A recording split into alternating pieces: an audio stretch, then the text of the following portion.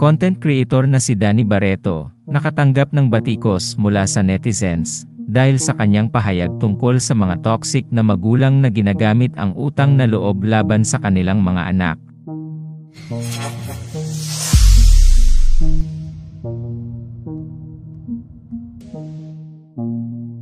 Kamakailan ay ibinahagi ni Danny sa TikTok ang video clip mula sa kanyang podcast episode tungkol sa toxic Filipino culture, utang na loob sa magulang.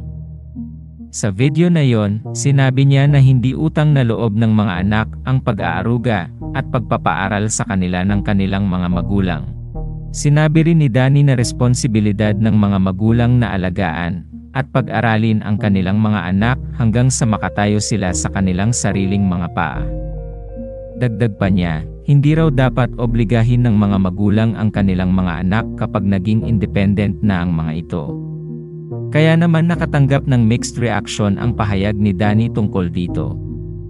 Bagamat maraming netizens ang nakaka-relate sa sinabi niya, meron ding ibang netizens na hindi pabor sa pananaw niya.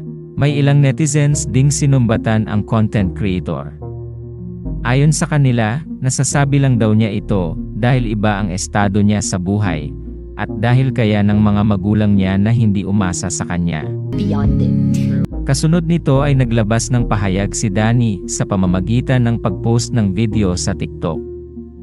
Sa video na yon, nilinaw niya na hindi niya sinabi sa kanyang podcast na huwag magi-give back sa pamilya, na huwag susuportahan ang pamilya, o huwag maging mabuting anak at spoil ang mga magulang nila.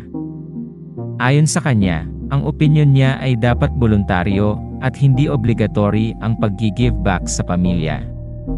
Sinabi rin niya na hindi niya sinabing mag-agree ang publiko sa sinabi niya o dapat yun yung sundan ng mga tao. Hey guys, so I just wanna get on here and clarify something regarding the highlights, the recent highlights regarding utang na loob sa magulang sa Bear It All podcast na TikTok.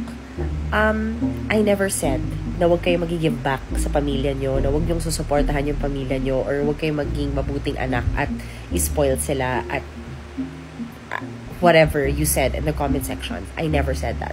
Wala po ako sinabing ganon.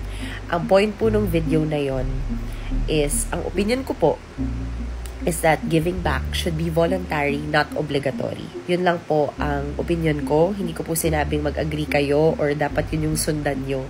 Opinion ko lang po ang sinishare ko. Salamat sa panonood ng video na ito.